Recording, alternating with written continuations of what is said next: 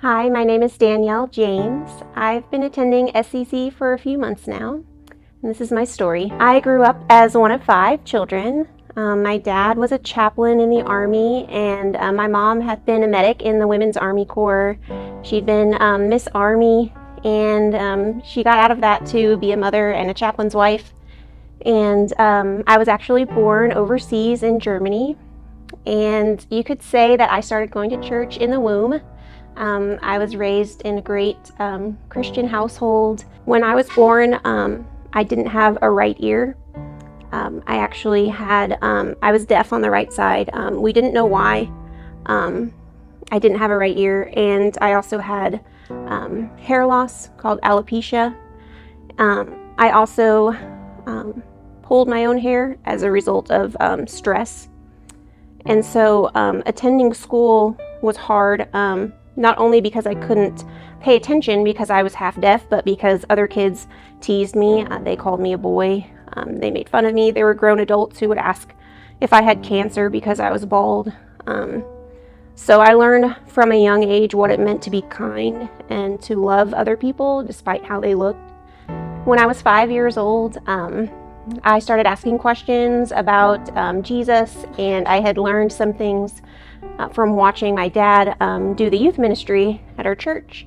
And I crawled in bed with my parents and my little brother, and that day we both prayed to have Jesus in our hearts. And I remember that day, even though I was 5, it was significant to me, and I think that even as a young child, we can understand faith in the way that a child understands faith. And I knew that Jesus loved me, that he died for me, and that he saved me. As I grew older, I had ear reconstruction surgeries, and it started in kindergarten and went through about 3rd grade that I would leave my home in Germany to travel back to the US with my mom to have these surgeries on the military base in the US and then privately in Virginia. And the surgeries were successful to an extent. I was able to gain some hearing in my right ear, but every time I had to go back to the US and leave my home and my family, it was a struggle for me. And God used that struggle to remind me that he was going to be with me wherever I went. As I got older, I decided that I wanted to go into nursing school, that I wanted to help people the way that I was helped. So I wrote my story for scholarships, and as I eventually graduated nursing school, it wasn't easy, but I made it, and I typed up my story and I gave it to my professors from nursing school, and I titled it like, "Look How Far We've Come." And that was my story. Like, this is what God has done in my life, and he redeemed my health problems, and I'm able to now take the good things that he's done for me and share those with other people. So after graduation, I moved to Tulsa, and I started working at St. John Hospital as a nurse.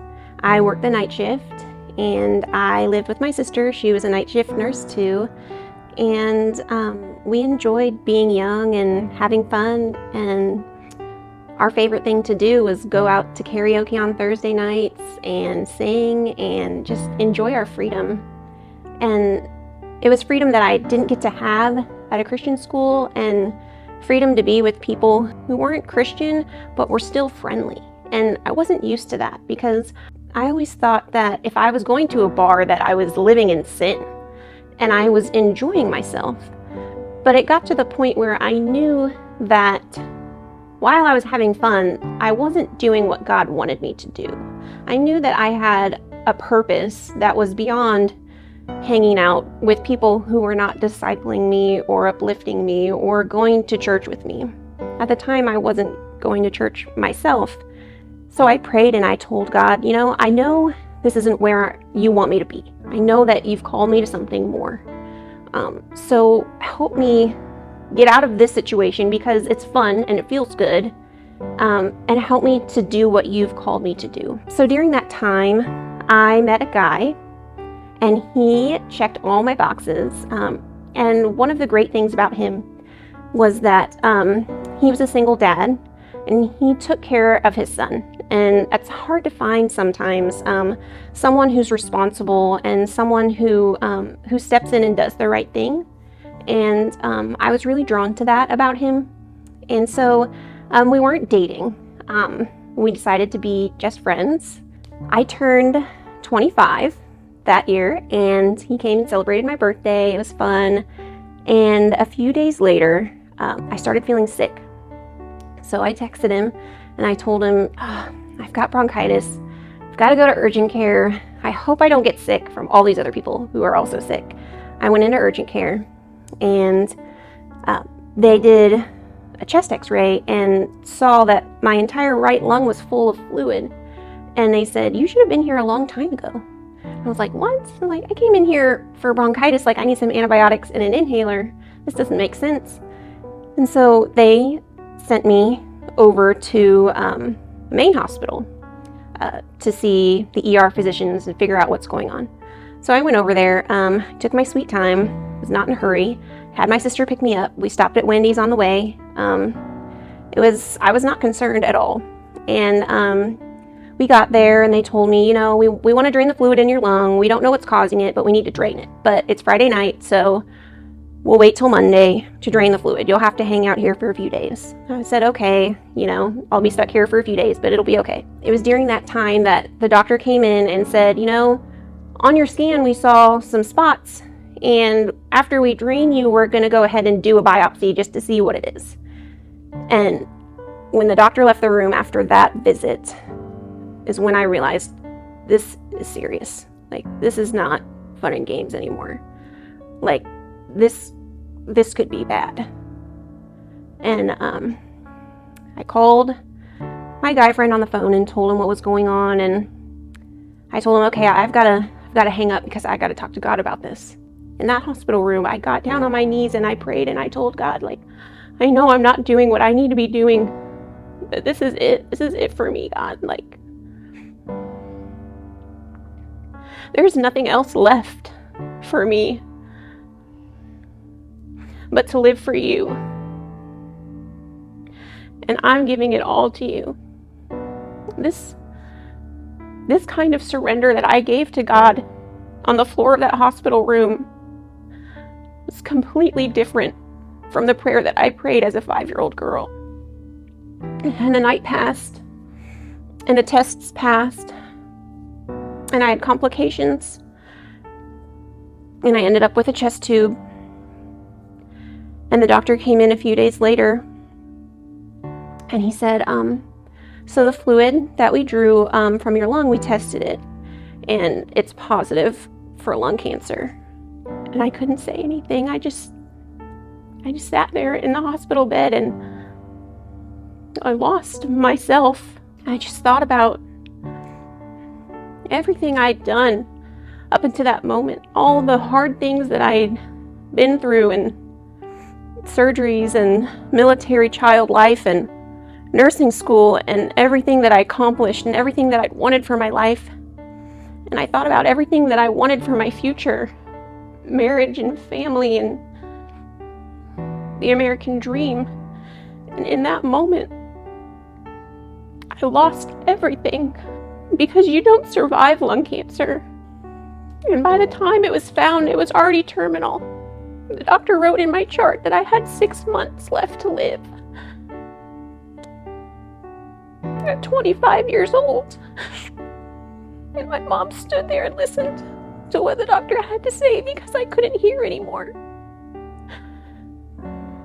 I found myself sitting there asking God, what do I do now? And he answered me. He said, trust me.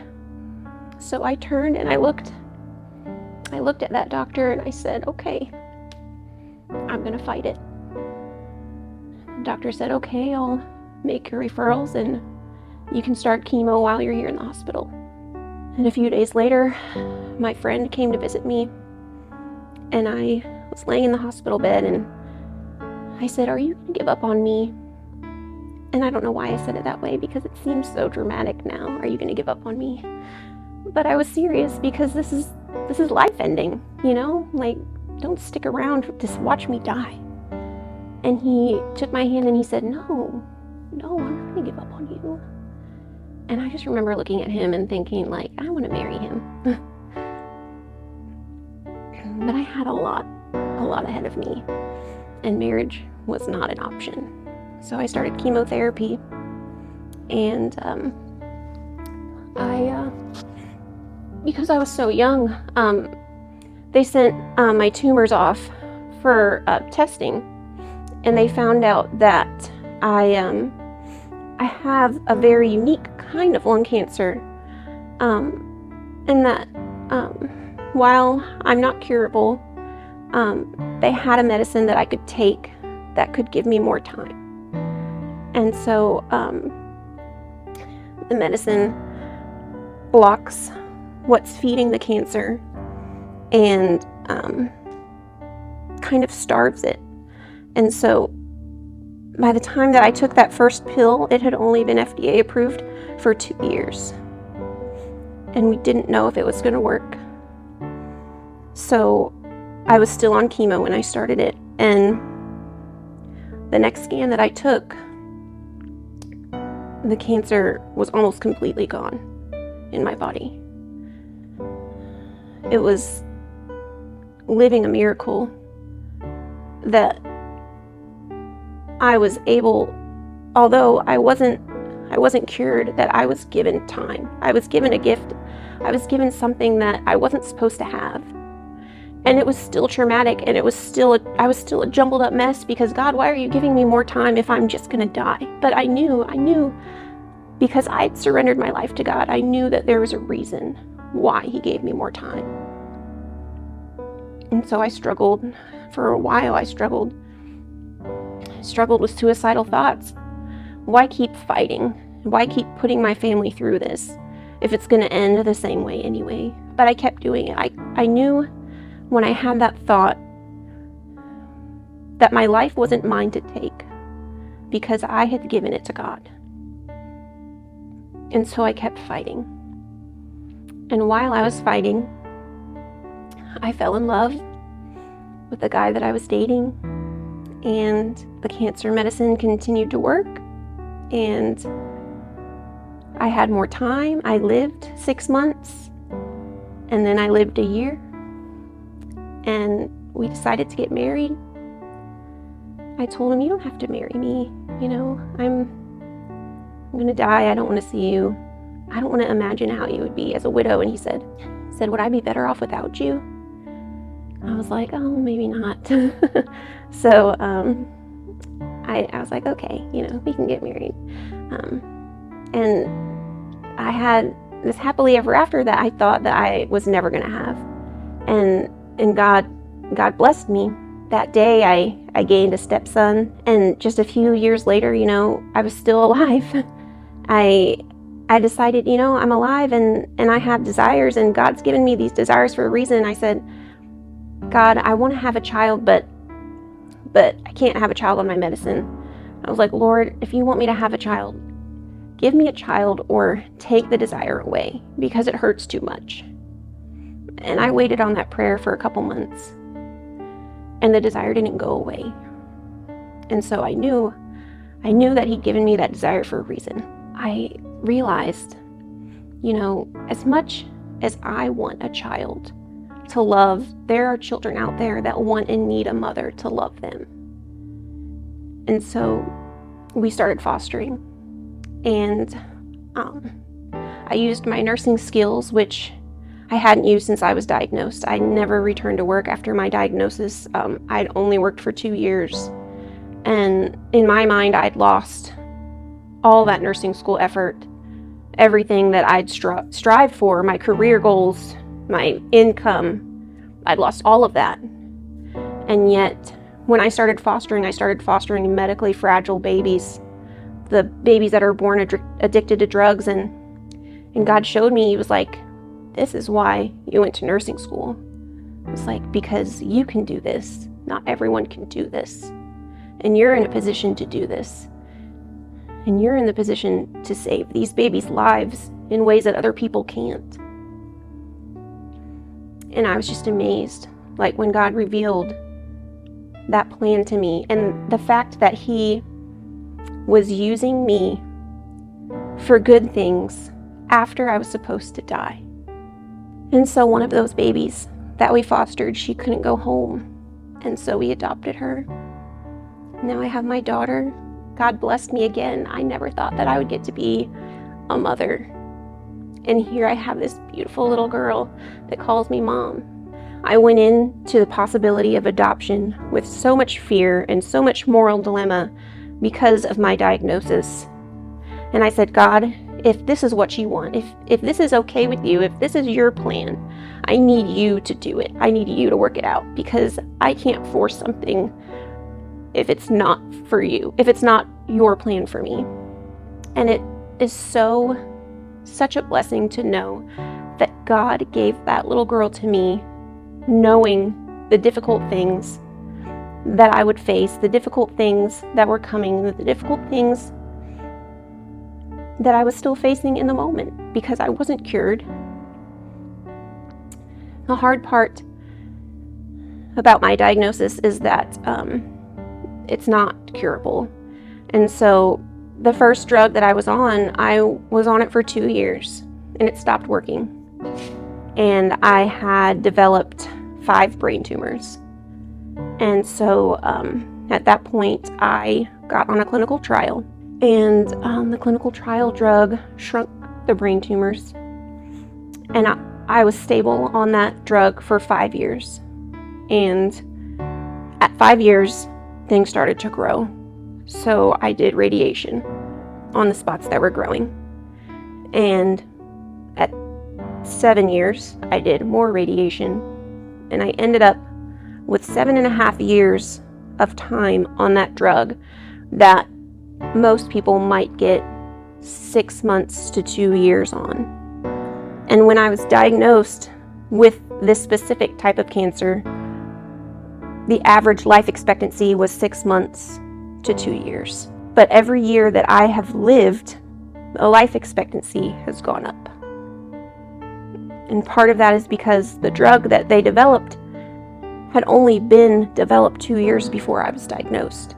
And so people with my specific kind of cancer had only been able to survive it for 2 years. But there are people that I know, people in my support groups, that don't make it that far, that only make it a few months. Every 3 months, when we go for scans, we don't know what the results are going to show. We don't know if the drug is still working. We just live by faith that whatever comes next, we'll figure it out until there's no more options. And when we run out of clinical trials and we run out of options, then we know that I wasn't going to be cured in this world, but I will be cured in the next world. And we know that that is why God is still good. We aren't promised that this life is easy. We aren't promised that we're not going to face hard things. We're just promised that we're not going to do it alone. And that God holds our hand through every hard thing. And we live in a world that is so flawed and so painful. And there's so much evil and so much natural hardship. But we serve a God who loves us and who leaves the 99 other things in this world to come and sit with us and hold our hand on that radiation table and hold our hand in our grief when we feel the devastation of our whole life burning down to ashes. That He's not going to let it go to waste. That He doesn't let our story go to waste. That He brings good things out of the ashes. That in the end, our story will be good, whether we see it in this world or the next. So I got the opportunity to share this story with my church, the church that I used to attend. It's in Norman, Oklahoma. And I got the opportunity to share this story with a lung cancer group to raise money for lung cancer research. And it was so amazing to see God work wonderful things out of terrible, terrible situations. It was last year that I was in church and I was on the worship team. One thing that is just amazing is that God blessed me with the gift of song, and that when you look at the Old Testament and they call God Yahweh. Yahweh is the word that they created to explain God, but it's really a description of the breath of life, the inhale and the exhale of God. He is everything. He is the air that we breathe. And so with every breath that we take, we are praising God. With every breath that I take, even with cancer in my lungs, I am praising God. And on top of that, He has given me the lungs to praise Him with my voice. So I worshiped on the worship team at my old church, and I really enjoyed it. And there was a Sunday after I shared my testimony and shared my story with the lung cancer people, and I was just amazed because I got to see all of these wonderful things that God had done with my story after I thought I was supposed to die. And I remember just standing on stage talking to God, and I was like, Lord, thank you so much for my story, and I feel like I'm ready. Like I'm ready for what you have next for me. Like I have seen and I know that you are good, that your plans are good, and I'm ready for what's next. 2 days later, I learned what door God opened. My marriage came to a sudden end in a way that is so devastating and so heartbreaking that I can't share it, because my children deserve to grow up with their innocence. And that holy union, that covenant that was made between us was broken. And in one day, my whole life came crashing down again.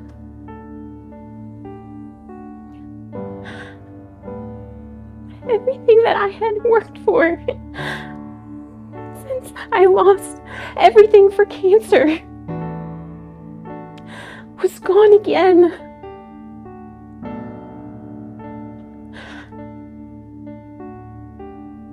The only thing that remained was the gift that God gave me in my daughter.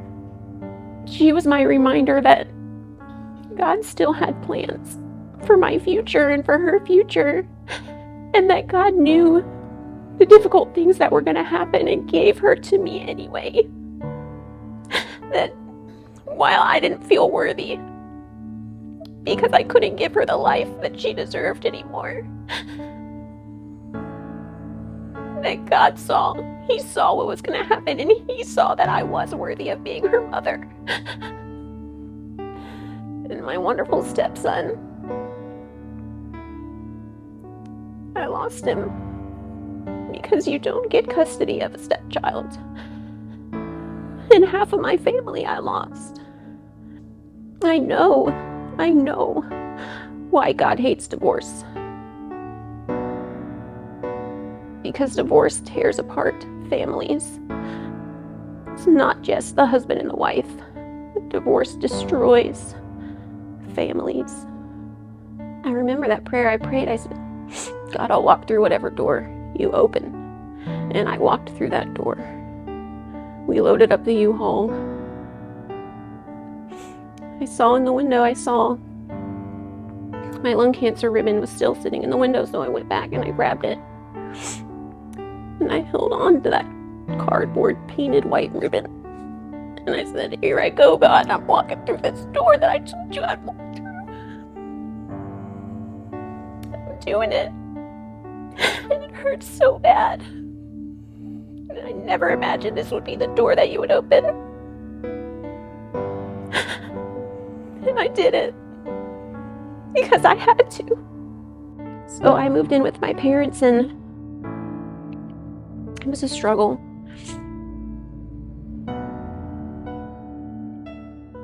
Shortly after I moved in, I found out that my cancer treatment wasn't working anymore. It's time to try something else. So, okay, God, we're gonna do this. We're gonna keep going. And I fell into this pit that was so deep and so dark. And I remember sitting in this pit and looking around and thinking, God, why am I down here? Why don't you rescue me from this? What have I done? What have I done wrong? Why am I down here? Why don't you save me? Like, I know you could save me from this pit. He didn't save me from it. I stayed down there for what felt like a very long time. And Pastor Mark had a sermon, and he said, God will not allow you to remain in suffering without a purpose. And I said, Lord, what's the purpose in this? There can be no purpose in my suffering in this. I couldn't believe it. And while I was down there in the bottom of that pit, I looked around and I saw my daughter, and she was struggling. She was struggling because mommy was struggling. And I couldn't sit and wait any longer. So I talked to God, and he didn't save me from that pit, but he met me there. I held out my hand to him, and he took it. When I felt like there was no one else in the world that was going to help me, that could save me, that could understand what I was going through, he left the 99 again to come and sit with me in that darkness. And he helped me stand up in that pit because I couldn't sit any longer. My family needed me. And I started working and doing things. I started doing the things that my family needed, the things that I couldn't do, things that I hadn't been able to do for 10 years because I was disabled, fighting to get out of bed, fighting to take care of my daughter. That was my job, and now I had to do everything for her, and move and get her every help that I could possibly get her to handle everything that happened, and fight through divorce issues, and I was so overwhelmed, but I had to start doing it. I couldn't wait at the bottom of that pit anymore. And while I stood up, I looked around. I realized I didn't have to stay down there. I started to feel a little bit stronger because I wasn't waiting on God to save me. I was doing it with God, and it was an uphill battle, trying to get stronger, trying to get braver, trying to fight for what was right, trying to step out of my comfort zone that was this passive, sensitive person that was easy to walk over and easy to manipulate. I had to start fighting for myself and my family and fighting for what was right. And every day felt like a fight. That's what I would say. I'm fighting every day. I'm fighting. But I was climbing. There was this day a few months ago. I woke up and I knew this is my job now. My job now is to lead my family.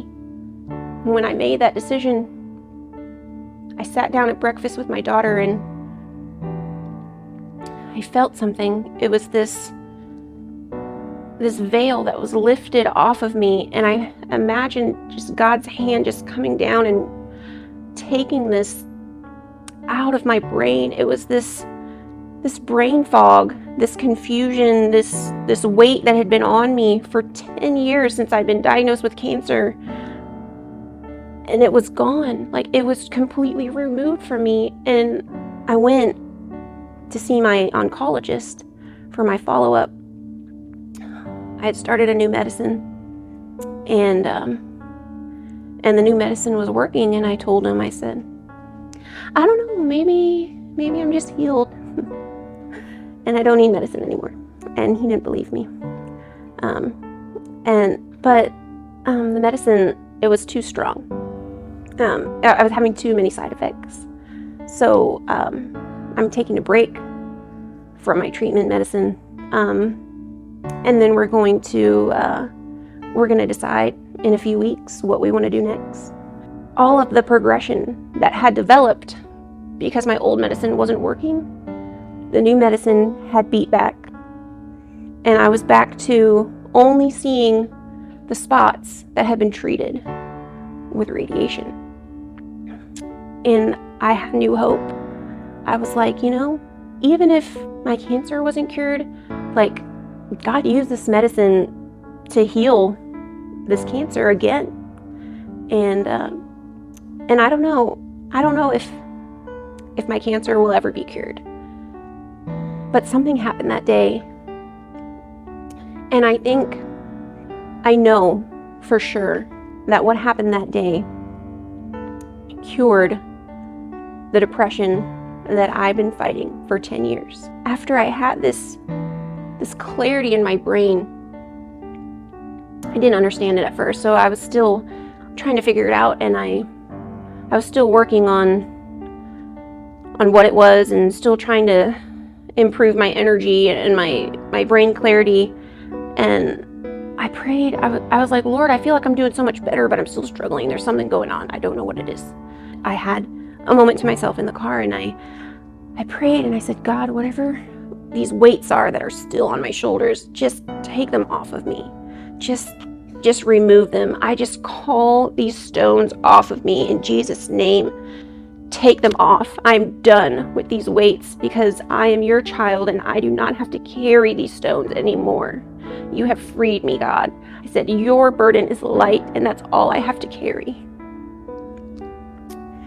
And I felt better after that. And I went to church and my prayer card changed, and I went from asking God, heal me from my divorce, to lead me and guide me and give me wisdom on what I need to do. When I surrendered control to Jesus, when I invited him to sit with me in the bottom of that pit, that's when he helped me stand.